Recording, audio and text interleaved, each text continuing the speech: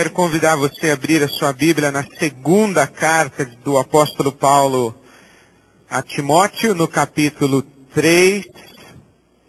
Segunda carta do apóstolo Paulo a Timóteo, capítulo 3. Podia aumentar um pouquinho? E antes de olharmos a palavra de Deus, eu quero convidar você a orar comigo mais uma vez. Pai querido, nós te damos graças porque temos a tua palavra impressa e nas nossas mãos. E te pedimos que a tua palavra viva seja semeada pelo teu Espírito Santo no nosso coração.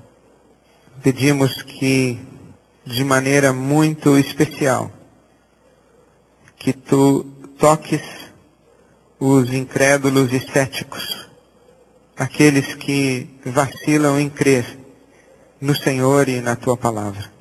Pedimos que seja assim, para a glória do teu santo nome, em nome de Jesus. Amém. Começamos hoje a estudar o Deus da história, a história de Deus, a história de Deus e o Deus da história. Vamos ler e ressignificar as histórias clássicas da Bíblia Sagrada, desde o Gênesis, a criação, Adão e Eva, a serpente, a árvore do conhecimento do bem e do mal, Caim e Abel, o dilúvio e a arca de Noé, a torre de Babel, Abraão, Isaac, Jacó e Esaú, José no Egito, Moisés, as 10 pragas. Vamos olhar a conquista da terra, Josué e Calebe, os juízes, Sansão, Débora, Gideão, Jefté. Vamos reler e ressignificar a história de Samuel, Elias e Eliseu, Elias e os profetas de Baal. Vamos olhar o reino unido com Davi, Salomão, o primeiro deles, Saul. Vamos olhar o período do reino dividido, o reino do norte, Israel, o reino do sul, Judá, os reis que foram fiéis a Deus, os reis que foram infiéis a Deus, os 19 reis do reino do norte, 19 infiéis, os 20 reis do reino do sul, 8 fiéis. Vamos olhar os profetas maiores, os profetas menores. Vamos reler e ressignificar as histórias de Ruth, Esther. Vamos olhar a história do cativeiro na Babilônia, a dispersão do reino do norte pela Assíria. Vamos reler e ressignificar a restauração de Israel, a reconstrução dos muros com Neemias, a peregrinação do povo com Esdras, a restauração e reconstrução do templo com Zorobabel, os profetas pós-exílicos, Ageu, que adverte aqueles que recebem um salário e colocam num bolso furado. Vamos ver a história de Jonas. O peixe existiu mesmo ou não existiu? É um mito? É uma lenda? É uma parábola? Ou é um fato histórico? Vamos passar pelas histórias que formaram a nossa infância, nós que estamos na igreja desde pequeninos. Davi e Golias, Daniel na cova dos leões, Sadraque, Mesaque, Abednego na fornalha. Enfim, uma belíssima história, ou maravilhosas e extraordinárias histórias, ou histórias, que contam uma grande história, a história de Deus, e mostram Deus na história. Vamos estudar o Velho Testamento, o Antigo Testamento ou a Bíblia hebraica. Vamos estudar a palavra de Deus. Antes de lermos a história de Deus e buscarmos discernir Deus na história, eu gostaria hoje à noite de lhes falar a respeito da palavra de Deus. Por que é que vamos estudar a Bíblia Sagrada? Por que vamos reler o Antigo Testamento, a Bíblia hebraica? Por que vamos à história de Deus e em busca do Deus na história? Por que baseados neste livro? E o que podemos e devemos esperar e que cuidados devemos ter enquanto estivermos lendo este livro que chamamos de Bíblia Sagrada? Por isso pedi que você abrisse na segunda carta de Paulo a Timóteo, no capítulo 3, onde a partir do verso 14, ele recomenda a Timóteo e a cada um de nós: quanto a você, permaneça nas coisas que aprendeu e das quais tem convicção, pois você sabe de quem o aprendeu. Porque desde criança você conhece as sagradas letras que são capazes de torná-lo sábio para a salvação mediante a fé em Cristo Jesus. Toda a Escritura é inspirada por Deus, é útil para o ensino, para a repreensão, para a correção e para a instrução na justiça, para que o homem de Deus seja apto e plenamente preparado para toda boa obra. Sublinhe na sua Bíblia: toda a Escritura é inspirada por Deus e útil. Nós chamamos este livro de Bíblia Sagrada e dizemos que a Bíblia é a palavra de Deus. Um livro escrito por Deus.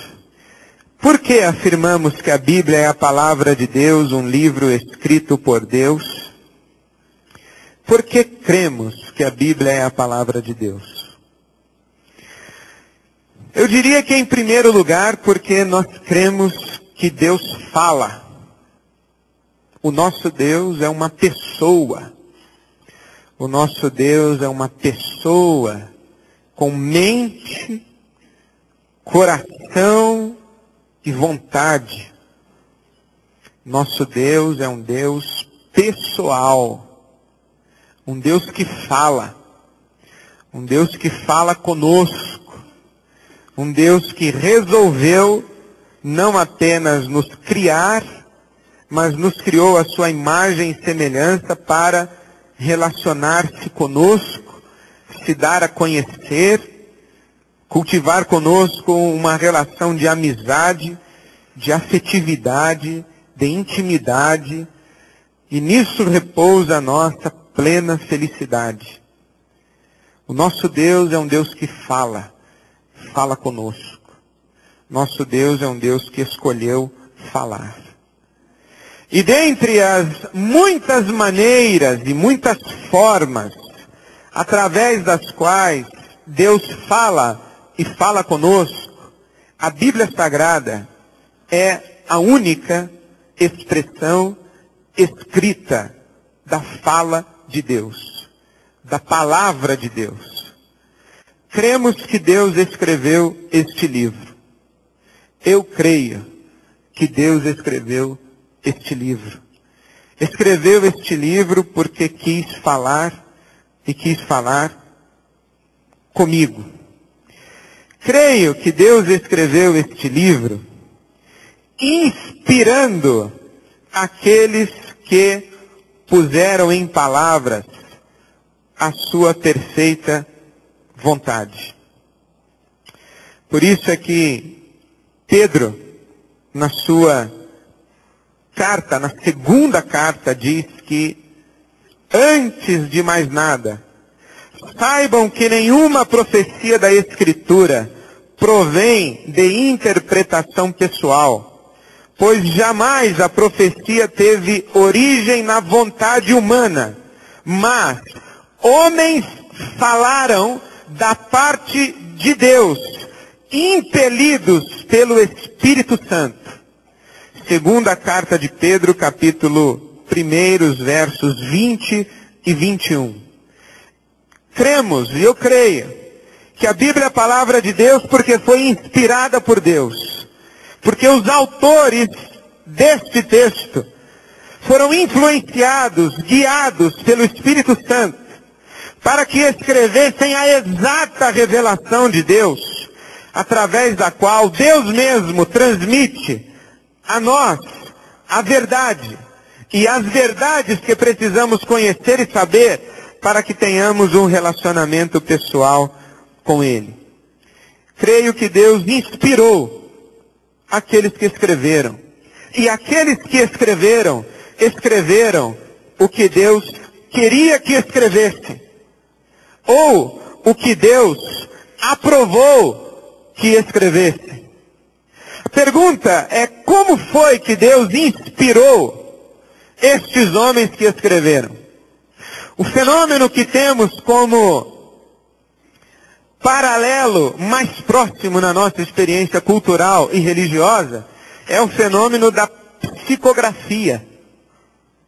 Quando o sujeito ele é tomado por um outro espírito, por uma outra personalidade, por um outro ser que faz uso de suas capacidades e de seus artefatos mecânicos, e então escreve. Há um sem número de textos nas livrarias psicografados pelo Espírito. O mais famoso parece que é um tal de Emmanuel.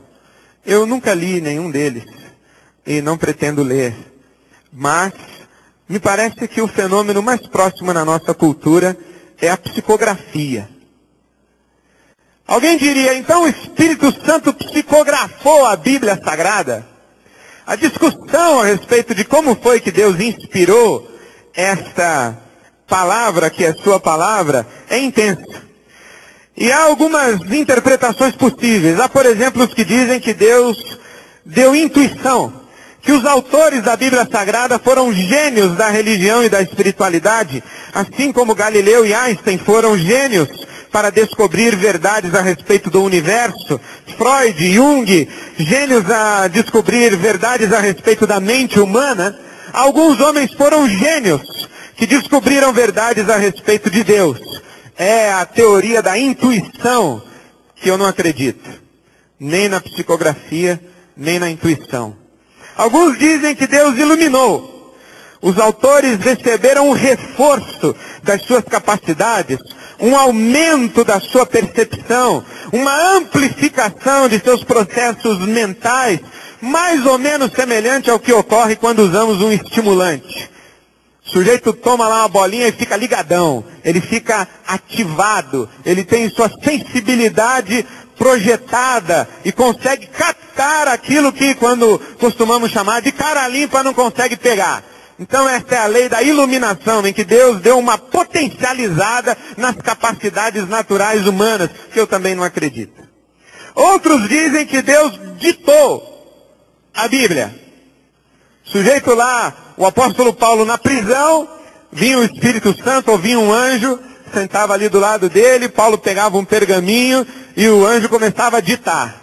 Queridos irmãos em Filipos, e aí o apóstolo, vai devagar aí, anjo e tal. E também não acredito no ditado, essa teoria verbal ou do ditado. Então são as teorias. Essa da psicografia aí não é uma teoria de inspiração da Bíblia. Eu só quis usar como paralelo dentro da nossa cultura religiosa. As teorias mesmo são essas da intuição, em que os gênios espirituais escreveram, da iluminação, do reforço das capacidades, do ditado, em que Deus deu as palavras literais.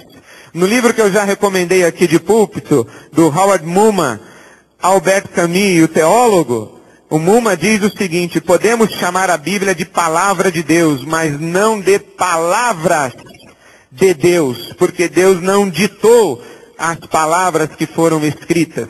Resta uma teoria que é a que a mais me agrada, e quem me ouviu pregar hoje pela manhã no núcleo vai entender bem esta teoria, que é chamada teoria dinâmica.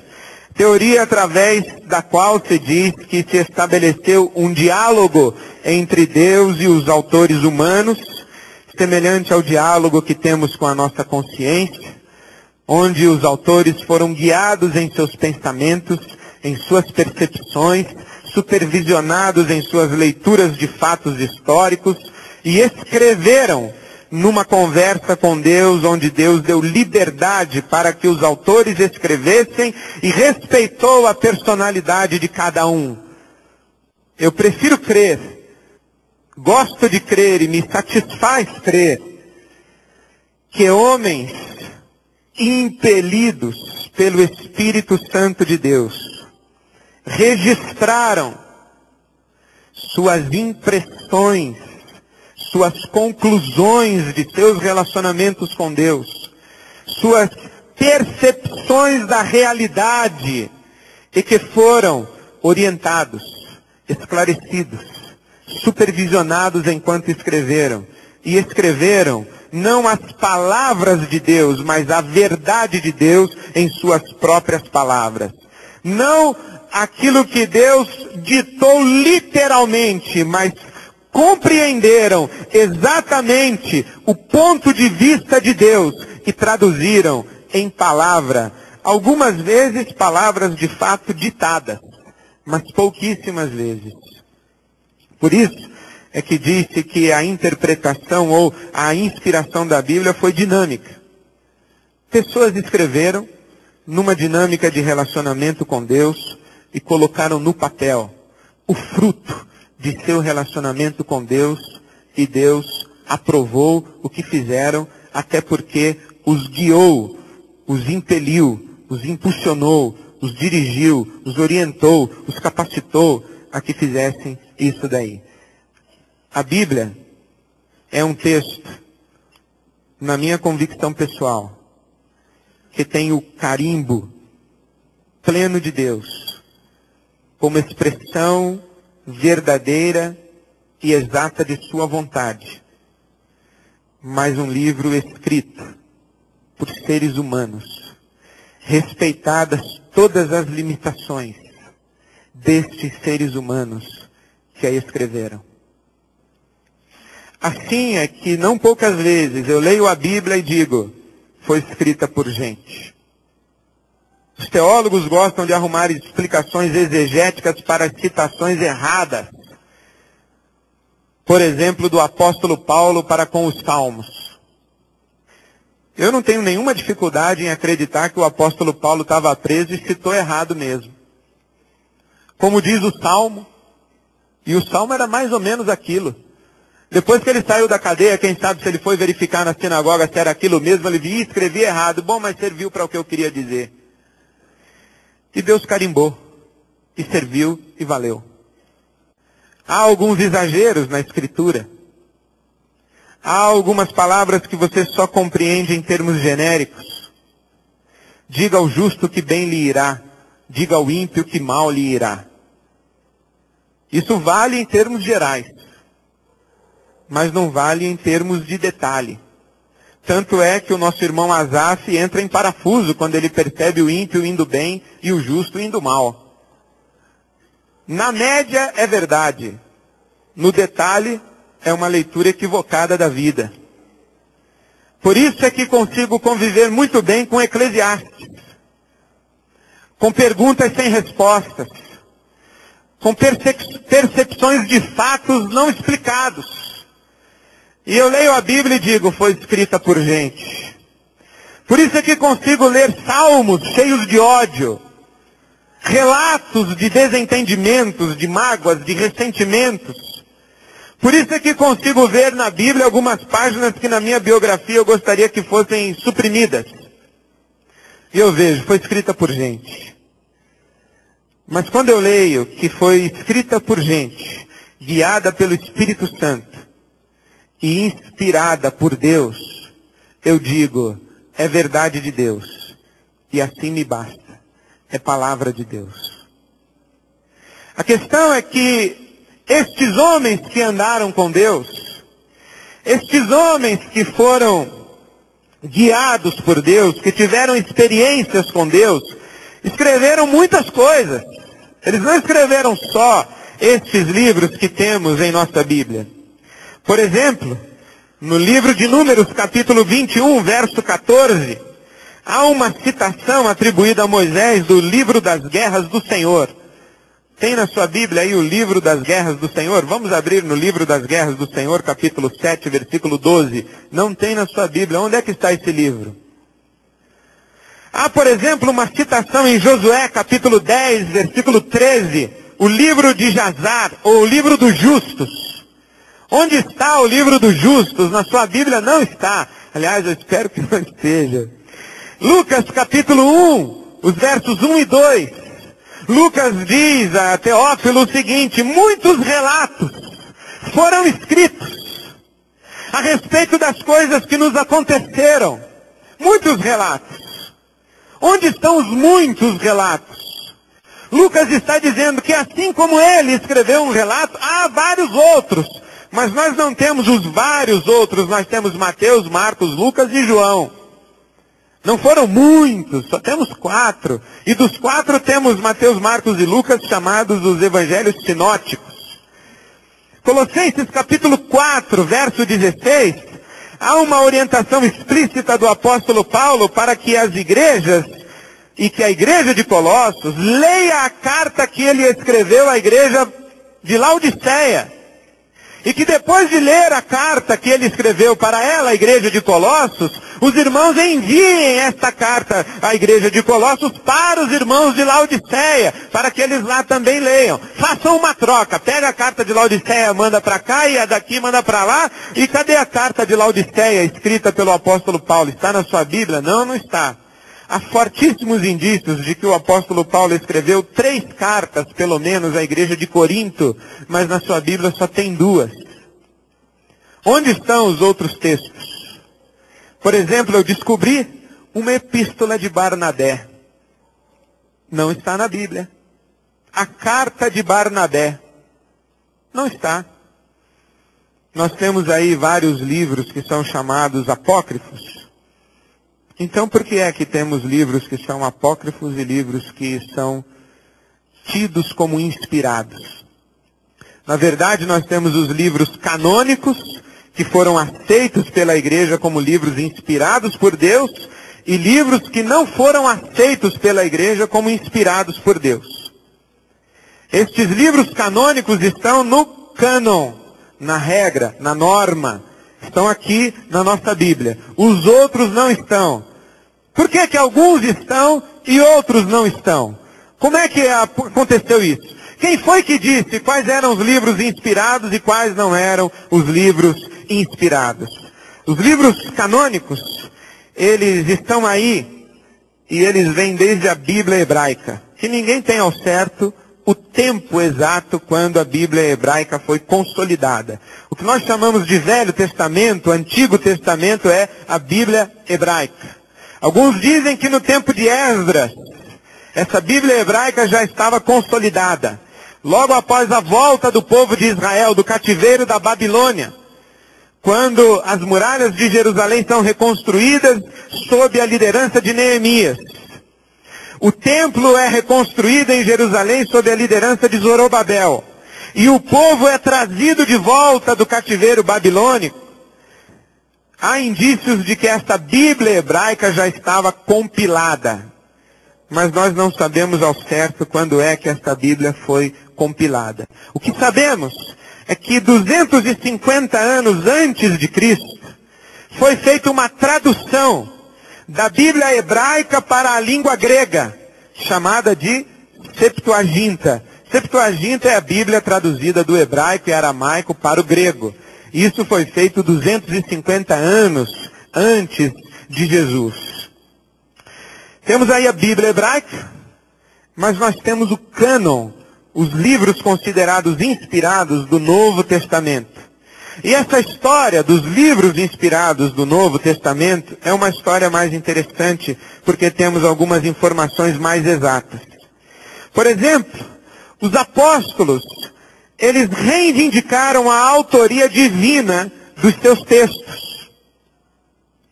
Eles disseram textualmente que estavam escrevendo o que Deus queria que escrevessem, e disseram textualmente que suas palavras deveriam ser recebidas como palavra de Deus.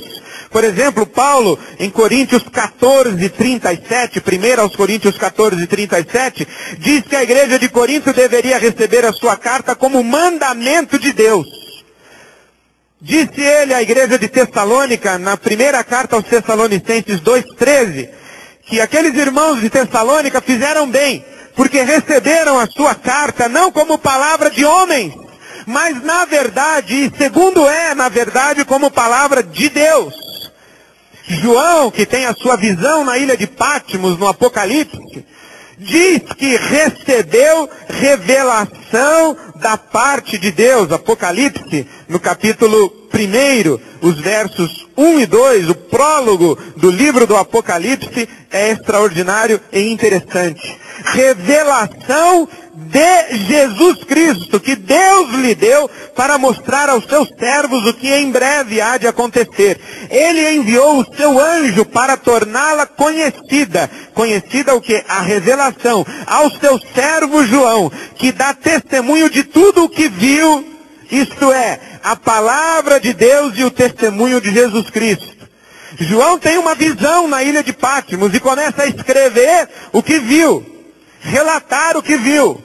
Usa os símbolos de sua época, o que conhecia em sua época, a sua percepção. Ele está diante de algo extraordinário, belo, maravilhoso, e Apocalipse é uma descrição do belo e maravilhoso na ótica do João. Fosse a Maria, a escritora de Apocalipse, talvez o céu tivesse ruas de chocolate, não ruas de ouro. Mas aqui é o João, escrevendo aquilo que vê, de acordo com sua própria referência, sua própria personalidade. Mas não há dúvida de que o que ele vê é um testemunho, palavra de Deus e testemunho de Jesus Cristo. Por isso os apóstolos reivindicaram a autoria divina para os seus textos. Pedro escreveu, 1 de Pedro capítulo 1, verso 15, para que a igreja tivesse orientação apostólica após a morte dos apóstolos. Pedro está dizendo, depois da minha partida, depois da partida dos apóstolos, vocês precisarão de orientação. Por isso eu escrevo. E por isso estas epístolas foram preservadas. Colossenses 4,16, Tessalonicenses 5,27, mostram que os apóstolos estavam preocupados que as suas palavras, os seus escritos, fossem amplamente divulgados como palavra de Deus. Segunda de Paulo aos Tessalonicenses 2,15. Portanto, irmãos, permaneçam firmes e apeguem-se às tradições que lhes foram ensinadas, quer de viva voz, quer por carta nossa. Depois que partirmos, muitos ensinos virão, mas não creiam, exceto naquilo que receberam de nós, ou de viva voz, ou por carta. Por isso é que Efésios capítulo 2 diz que a igreja está edificada sobre o fundamento dos apóstolos. Paulo, apóstolo, citou Mateus capítulo 10, Lucas capítulo 10 e chamou de escrituras. Escritura, ou escrituras, era a referência apostólica à Bíblia hebraica, ao Velho Testamento. Mas Paulo, apóstolo, cita os evangelhos com o mesmo peso de autoridade do Velho Testamento. Segunda carta de Pedro, essa vale você abrir até lá. Essa é muito boa e me dá total liberdade para pregar e falar um monte. Segunda carta de Pedro, capítulo 3, versículo 15. Segunda carta de Pedro, capítulo 3, versículo 15. Tenham em mente que a paciência de nosso Senhor significa salvação, como também o nosso amado irmão Paulo lhes escreveu, com a sabedoria que Deus lhe deu. Ele escreve da mesma forma em todas as suas cartas, falando nelas destes assuntos. Suas cartas contêm algumas coisas difíceis de entender. Nem o Pedro apóstolo entendia o Paulo. As quais os ignorantes e instáveis torcem. Nós, por exemplo, distorcemos. Os caras se metem a explicar Romanos 9, 10 e 11. Nós falamos cada coisa a respeito da Bíblia. Mas nós podemos falar, irmãos. Podemos falar porque nós somos ignorantes e instáveis. E o Paulo escreveu coisas difíceis. Como também o fazem com as demais escrituras para a própria destruição deles. Esta arrogância humana de tentar entender tudo da Bíblia é um caminho de destruição.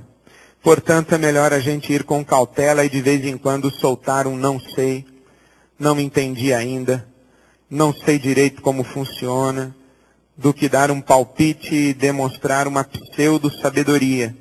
Por isso, vamos com cautela. A gente pode achar muita coisa sobre a Bíblia, mas só achar. O fato é que o Pedro apóstolo cita o Paulo apóstolo e diz que os escritos de Paulo apóstolo foram escrituras na mesma intensidade das escrituras do Velho Testamento. Espera aí que eu me perdi nas minhas notas aqui. Dentro deste processo de reconhecimento dos livros inspirados e não inspirados, duas coisas foram fundamentais. Primeiro, é que os autores dos textos reivindicaram que aqueles textos eram divinos.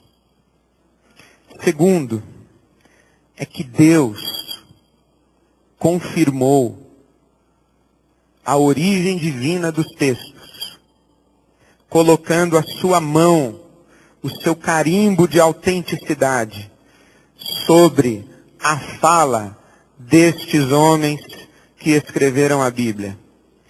Deuteronômio 18, 21 e 22. Como é que Israel reconhecia um profeta? Era muito simples. Deuteronômio 18, 21 e 22. Como é que Israel sabia se alguém falou da parte de Deus ou da sua própria cabeça?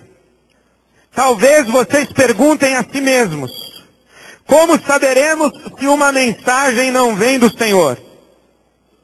Simples. Se o que o profeta proclamar em nome do Senhor não acontecer nem se cumprir, essa mensagem não vem do Senhor. Ponto.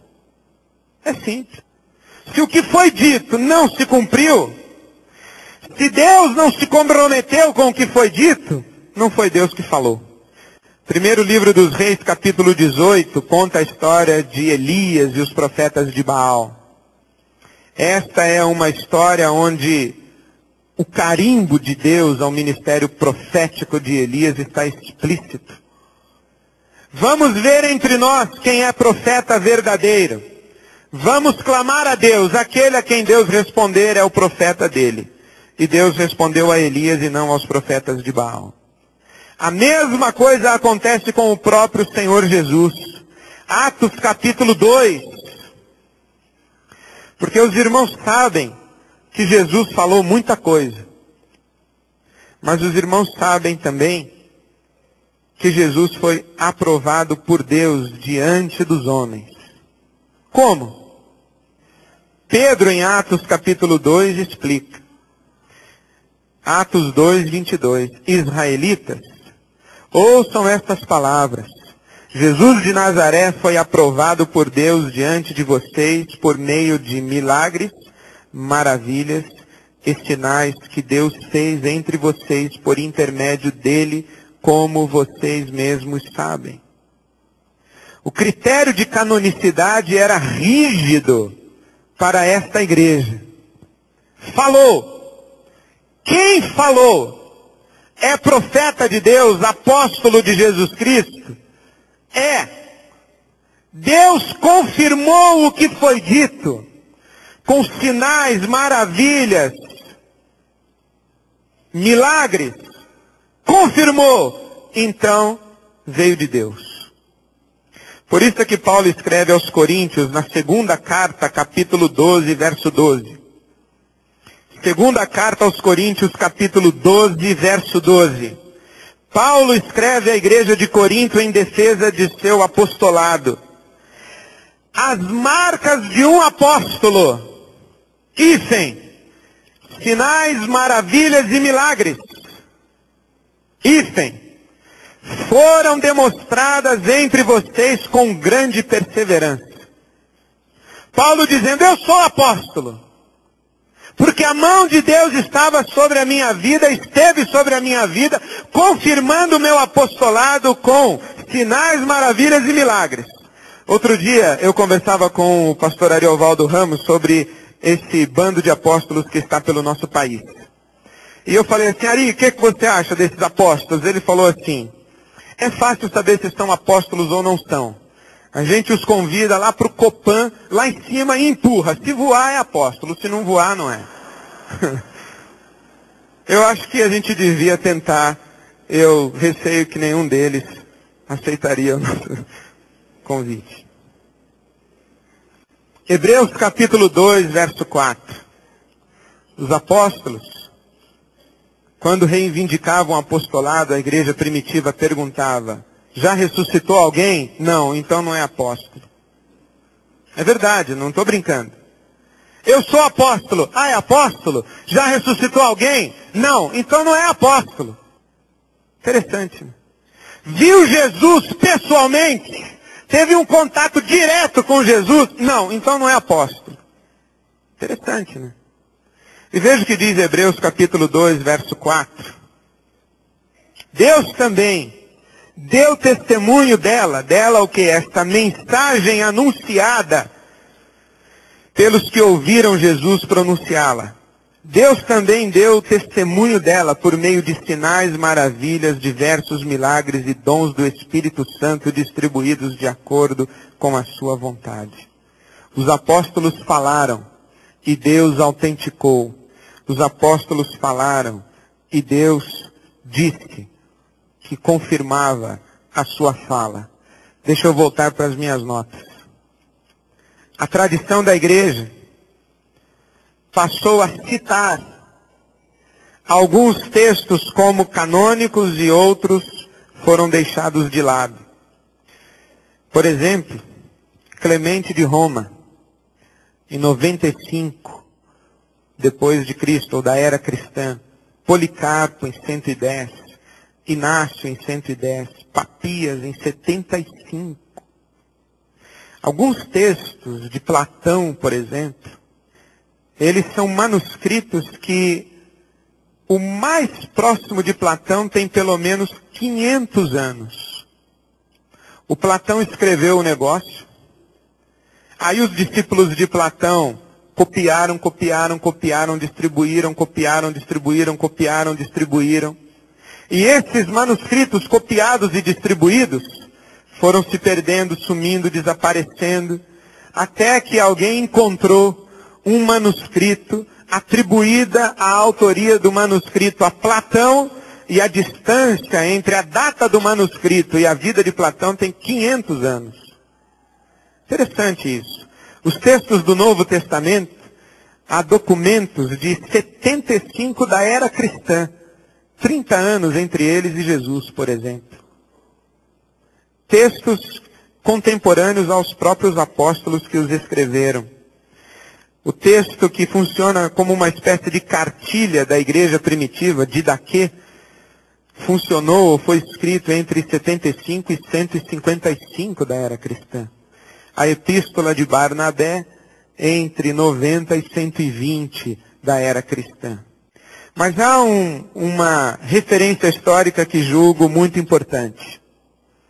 Eusébio, bispo de Cesareia, um dos mais conceituados historiadores do cristianismo, viveu sob Diocleciano.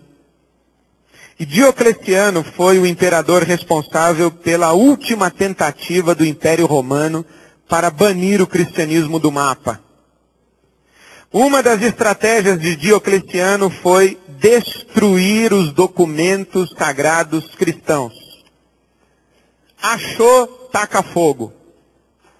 Quando Diocleciano é substituído por Constantino, e Constantino se converte em 325 da era cristã, o Constantino encomenda para Eusébio, bispo de Cesareia, 50 Bíblias para as igrejas de Constantinopla. Eusébio faz uma pesquisa de quais eram os livros considerados canônicos, inspirados pela igreja chamada primitiva.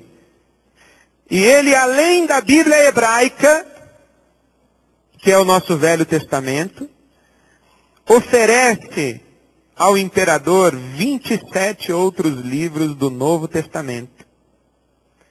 E a Bíblia de Eusébio tem exatamente a mesma compilação de 66 livros que nós temos hoje. Esse carimbo final foi batido pela igreja no Concílio de Cartago em 397 da era cristã, onde se fechou o cânon da Escritura. Alguém diz assim para mim: pastor, se for comprovado que lá nos manuscritos do Mar Morto há um manuscrito da carta de Paulo à igreja de Laodiceia, o senhor acha que devemos colocar a carta à igreja de Laodiceia no Novo Testamento? Eu dou duas respostas. Uma é um conteúdo de fé. É que eu duvido que alguém encontre um texto desse.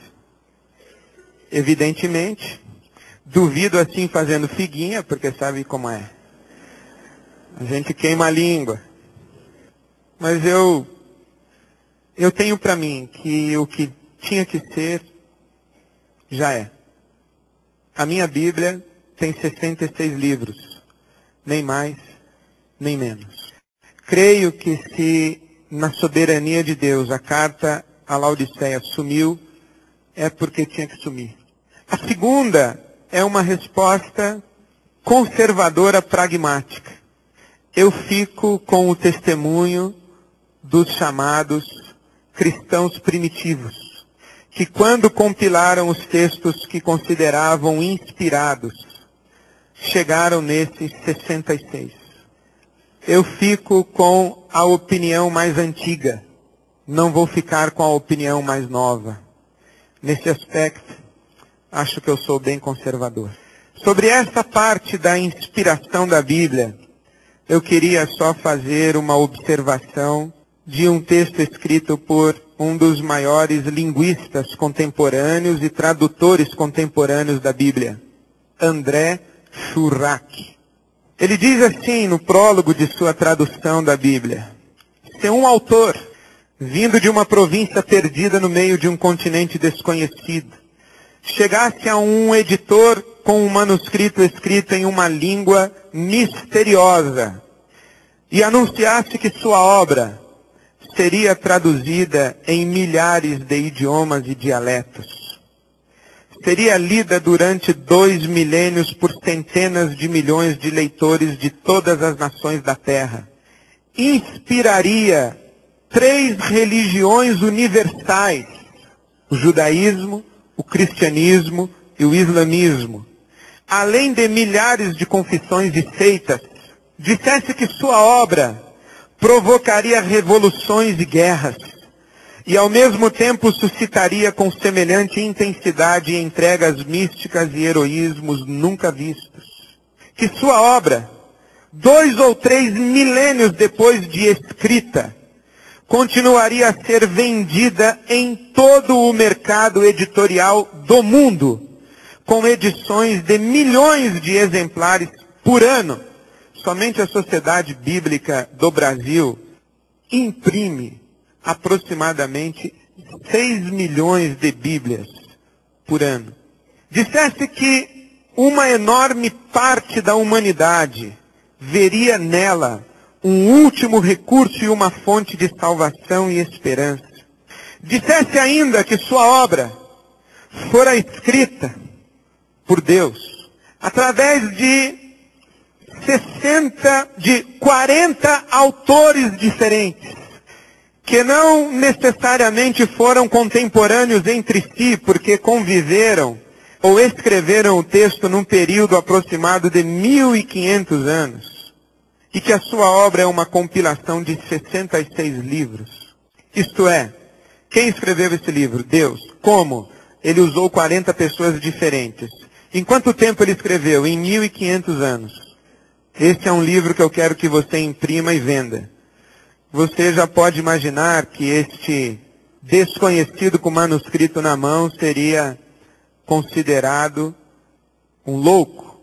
E o André Schurach termina dizendo: se um milagre é o que torna real o impossível, estamos diante de um milagre no campo da comunicação universal.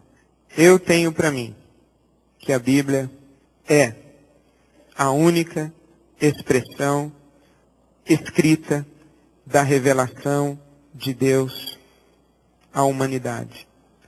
O Deus que fala, falou e continua falando muitas vezes e de muitas maneiras, mas por escrito, falou apenas através da Bíblia Sagrada, inspirando homens que escreveram com o filtro de sua própria personalidade, usando suas próprias palavras, registrando suas experiências e percepções particulares, exatamente aquilo que Deus autenticou como revelação da verdade.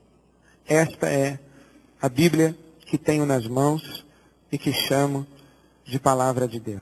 Concluindo, e daí? Vou lhe dizer, e daí?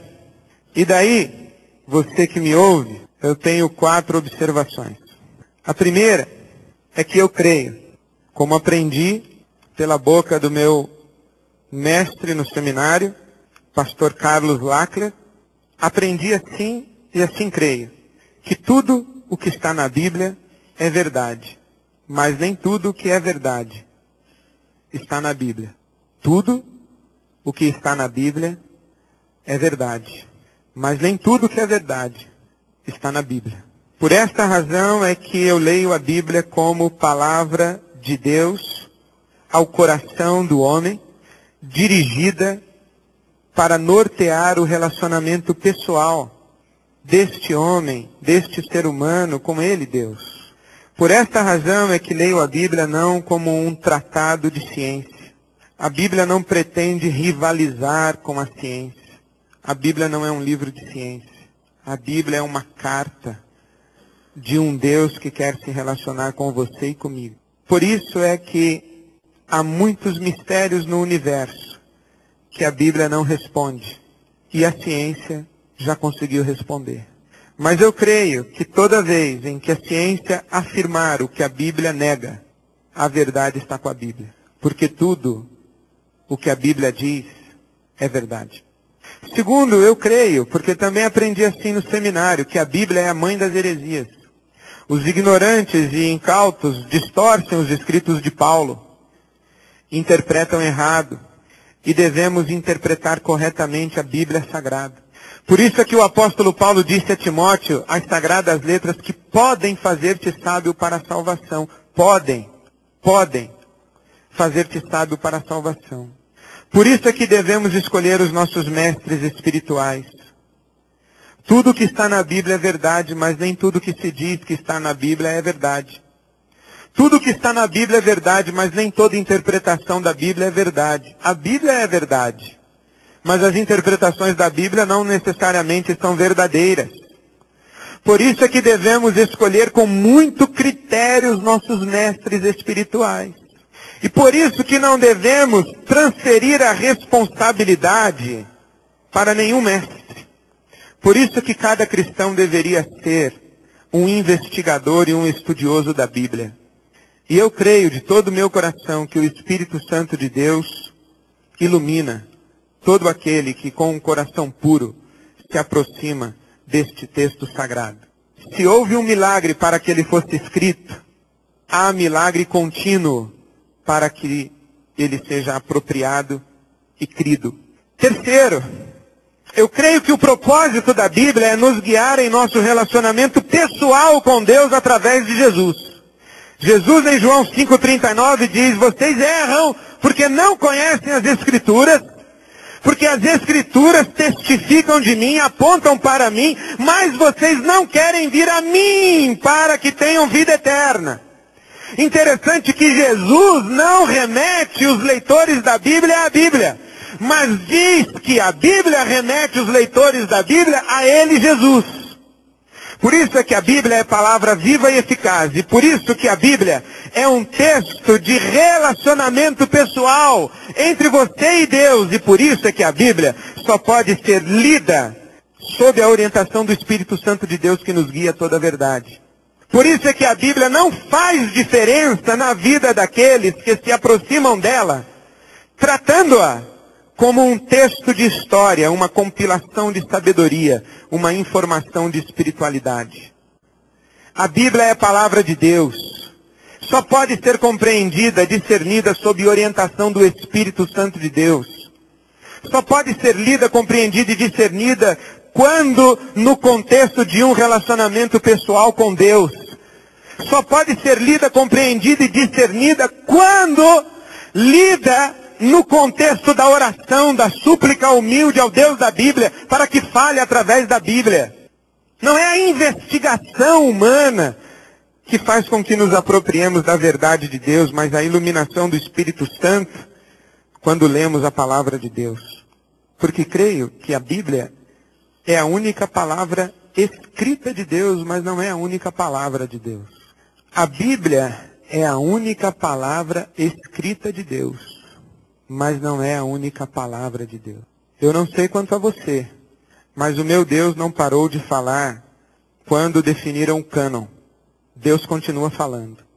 Deus continua falando através dos céus, que são obra de suas mãos, através da consciência humana. Deus continua falando através da pessoa de Jesus. Deus continua falando através da boca dos meus irmãos e minhas irmãs. Deus continua falando. A Bíblia é a única palavra escrita de Deus, mas não é a única palavra de Deus. Mas por ser a única palavra escrita de Deus, ela é o paradigma, segundo o qual todas as outras supostas palavras de Deus devem ser julgadas, para que possam por nós ser apropriadas. Porque a Bíblia não é um texto para nós estudarmos e ficarmos presos ao conteúdo que nela está explícito. A Bíblia é um texto para nos conduzir a um relacionamento dinâmico com Cristo, que falará além daquilo que nela está explícito. Deus não parou de falar. Ele continua falando.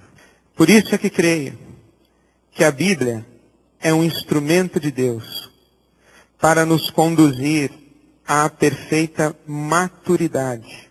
Toda a Bíblia é inspirada por Deus e útil para que o homem de Deus seja perfeito e perfeitamente habilitado para toda boa obra. 1 de Pedro capítulo 1, os versos 23 ao capítulo 2, verso 2, diz que é pela palavra de Deus que somos regenerados. E é a palavra de Deus que nos dá crescimento. Por isso creio, como disse D.L. Moody, a Bíblia não nos foi dada para a nossa informação, mas sim para a nossa transformação.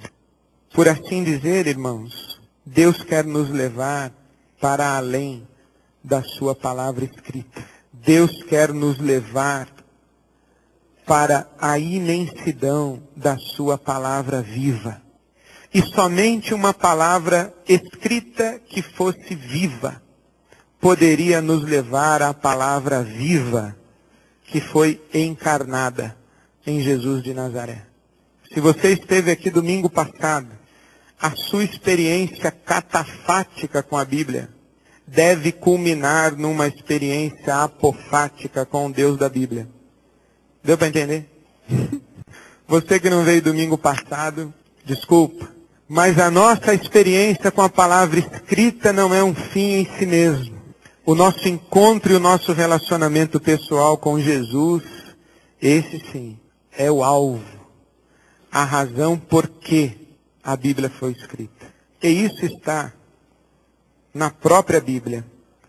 E eu quero terminar lendo o Evangelho de João. O Evangelho de João, capítulo 20, versos 30 e 31. Jesus realizou na presença dos seus discípulos muitos outros sinais miraculosos que não estão registrados neste livro. Mas estes foram escritos para que vocês creiam que Jesus é o Cristo, o Filho de Deus, e crendo, tenham vida em seu nome. Eu penso, irmãos, que aquilo que João fala a respeito dos 7 sinais de Jesus miraculosos, que ele narra, João, narra, pode ser dito a respeito de toda a Bíblia Sagrada. Deus tem muitas histórias que não estão registradas na Bíblia. Deus apareceu na história, interferiu na história, muitas vezes, de muitas maneiras, que a Bíblia não registra.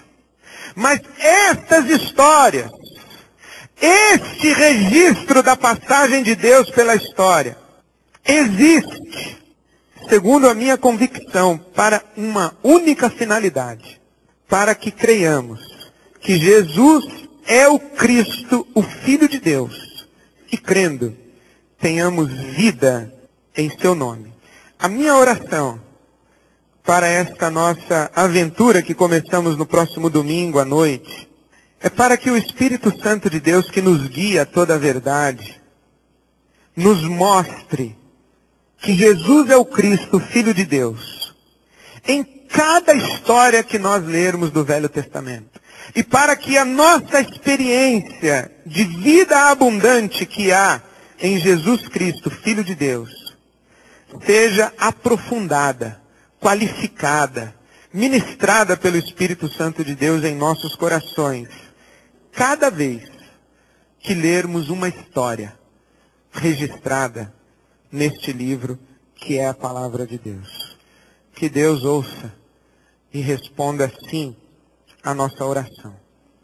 Amém. Vamos ficar em pé, meus irmãos, e vamos orar ao Senhor.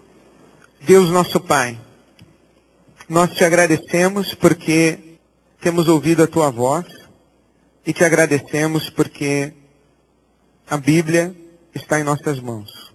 Entregamos ao Senhor as nossas mentes e pedimos que o teu Espírito Santo, que impeliu e guiou aqueles que escreveram a tua palavra, também nos guie enquanto lemos a tua palavra e nos leve ao pleno conhecimento da verdade, ao pleno relacionamento com teu Filho Jesus. Que esta tua palavra escrita que é viva, nos leve à palavra viva e encarnada, que é o teu Filho Jesus. E que ela seja de fato útil para nos transformar, para que sejamos maduros, plenamente desenvolvidos e preparados para vivermos segundo a tua vontade e para a tua glória. Pedimos que o teu Espírito Santo supervisione cada vez que abrirmos esta tua palavra. Pedimos que enquanto estivermos lendo a tua palavra, também o nosso coração seja aquecido, aquela viva chama dos discípulos em Emaús. Que o Senhor atualize aquela experiência para cada um de nós. Nós te pedimos, ó Pai, que enquanto estivermos lendo a tua palavra, que tu renoves a nossa fé, que tu nos devolvas a simplicidade de crer.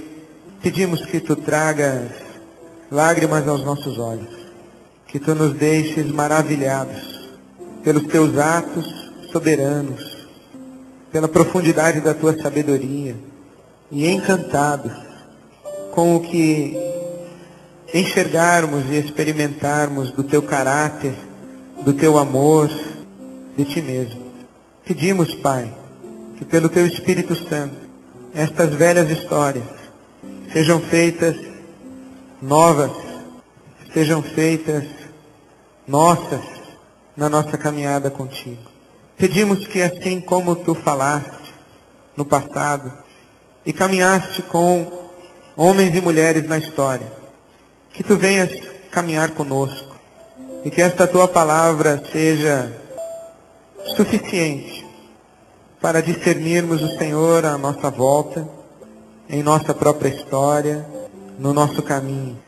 Te pedimos que o teu Espírito Santo ilumine o nosso entendimento, que esta tua palavra seja lâmpada para os nossos pés e luz para o nosso caminho, para não nos desviarmos nem para a direita nem para a esquerda, mas trilharmos estas veredas da justiça, que nos conduzem aos teus pastos verdejantes e às tuas águas calmas. Que esta tua palavra seja suficiente para a nossa satisfação, porque cremos que nem só de pão vive o homem, mas da tua palavra, de toda a palavra que procede da tua boca.